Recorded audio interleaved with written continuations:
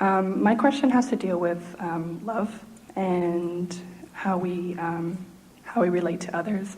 And in my young existence so far, I'm just wondering for the future, is there like a recipe for, I've heard you talk about, letting everyone off the hook and not focusing on when you love someone with attachments or with expectations. And does real love, is it unconditional and it doesn't have attachments? And also, I've seen a lot of suffering, like with marriages with people older than me, and is it because it seems so binding and not really real giving the person freedom that they need to be who they are? And what does real love consist of? Because I really would like to know for my path and my journey, and what is a recipe so we don't have so much suffering around it, and so much pain, and so much, expecting of the other person and the other being. And I think just from what I've noticed, in marriages, some people think of it as institutionalized, and it's been, a concept of far back in our history, and then there's religion that takes a part in it. And so I guess I'm just looking for a recipe that would be good to work for in the future in dealing with people and in relationships, or not just in love relationships, but with people, and so we don't feel that pain or suffering, or we can love freely and let that person be who they need to be on their journey and their path, and it is what it is. Well, it sounds to us like you've got it figured out. We think the perfect recipe or the perfect marriage or relationship vows must certainly be, I like you pretty good, let's see how it goes. Because you've touched on several things here. There were several things that sort of lit up around the room as you were speaking here. And the most significant thing that we want to address here is that love, the feeling of love, when you are in a moment where you are loving, offering love, you are in perfect vibrational alignment with that which is your source. And anything less than that is less than that. So when you talk about loving someone so much it's painful, our friend before is talking about a dream that he is so in love with. And when he holds the vision of this dream in its pureness, it makes his heart soar. But when he thinks of the absence of it, it's a painful thing. So we want to say to you that the word love, the emotion of love, is an indicator about alignment. And you can apply it, as you said, to so many different things. It can be applied to your relationship with your significant other. It can be applied to almost any subject. As I'm focused upon this subject or this person, we're ringing a little loud. As I focus upon this person or this subject, no matter what the subject is my approach to it allowing my full connection with my source energy, or is my approach to it somehow not? Now, you said something else that is very important. We're going to tie this all together, and then we'll take off from where you are.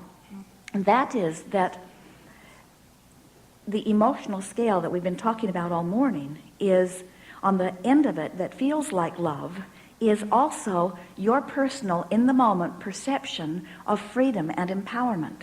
And we use the word perception carefully, because everyone is free. You're so free you can choose bondage. No one else can vibrate for you. But how you perceive yourself to be, the amount of power that you perceive in the moment, has to do with how much power you're connected to. And that degree of love that you are feeling is absolutely tied with that feeling of alignment with who you really are. And of course, on the other end of that, that disempowerment is there.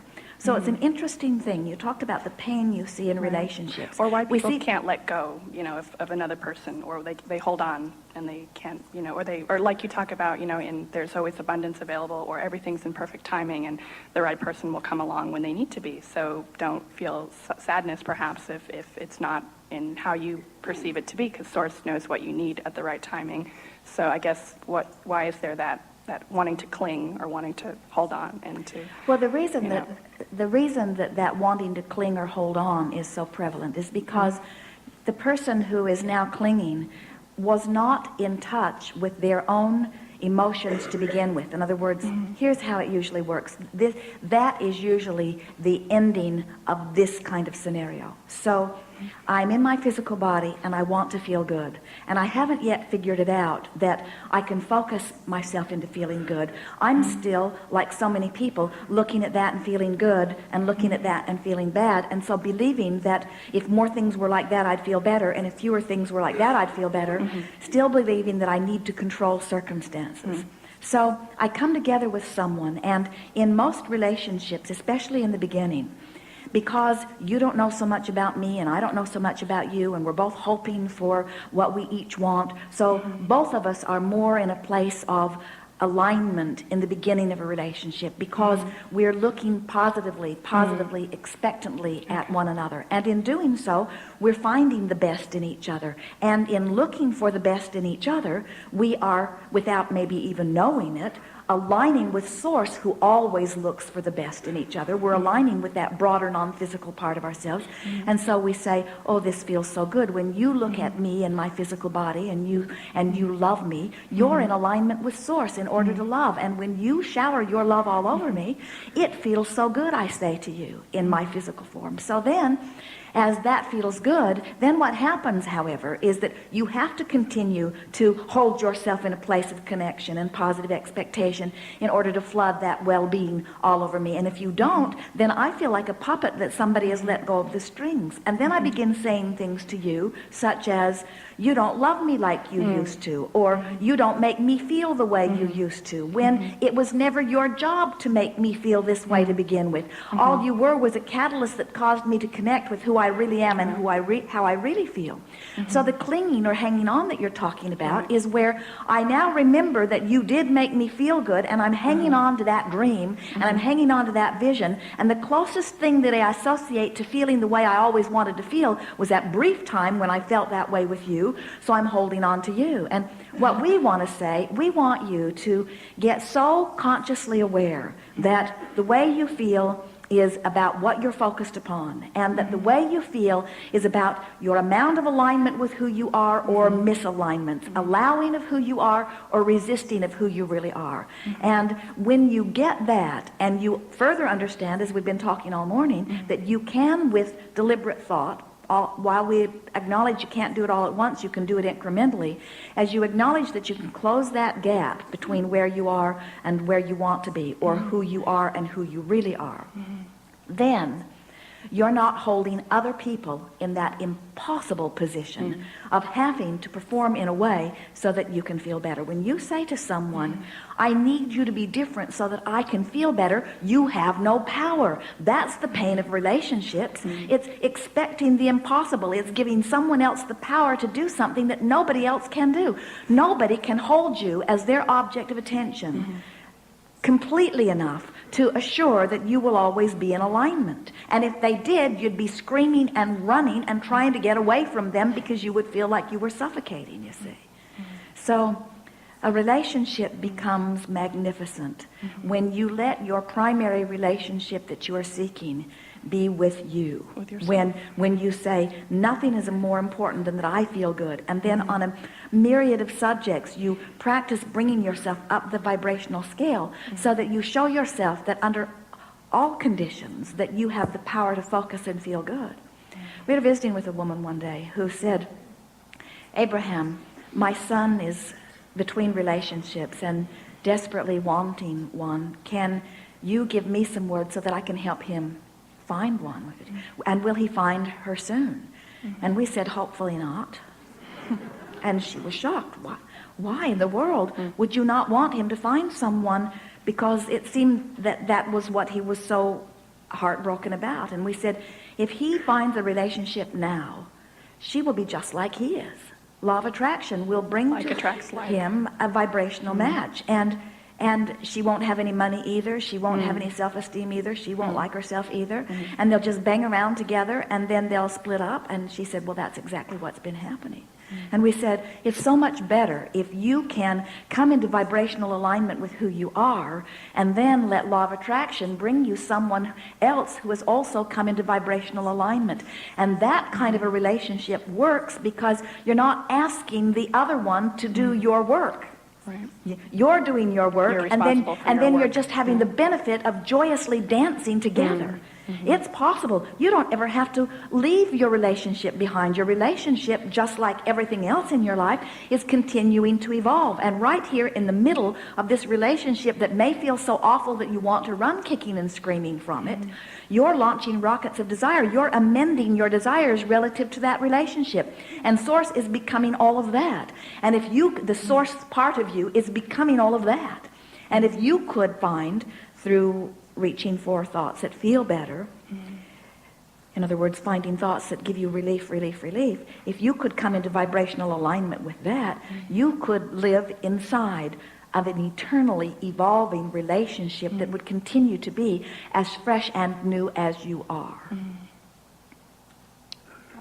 It's very insightful. And I'm just wondering the idea of, or people talk about like a soulmate, or what is the idea of that, or, like even in marriage. Well, here's an interesting thing about soulmate. What a soulmate is, they call them different things, soulmate or twin flames. And what it means from our perspective is you've met someone who is from same non-physical lineage, in the sense that they come forth with same vibrational intentions.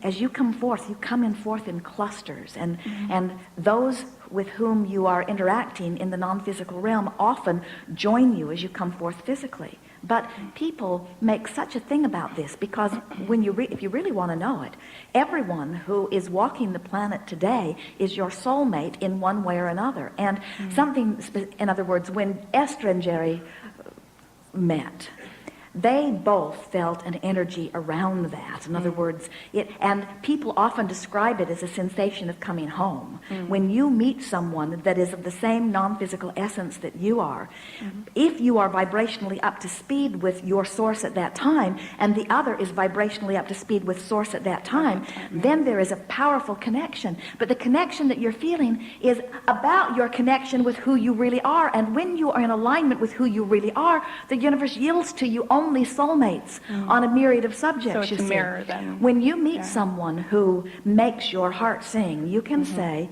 this may very well be my non-physical vibrational equivalent. But when you meet someone who just makes you crazy, you could very well say the same thing. We've noticed that those soulmates that you're meeting, those people that make you just want to spit nails, those people that just get under your skin in a way that you just can hardly stand them, those people often are soulmates. And what they're reflecting back to you is the lack of connection. And when you see it evidenced in them, your awareness of who you are comes to such in other words, anything that makes you powerfully aware of this vibrational relativity between who you're allowing yourself to be in this moment and who you really are is a strong indication of non-physical intentions.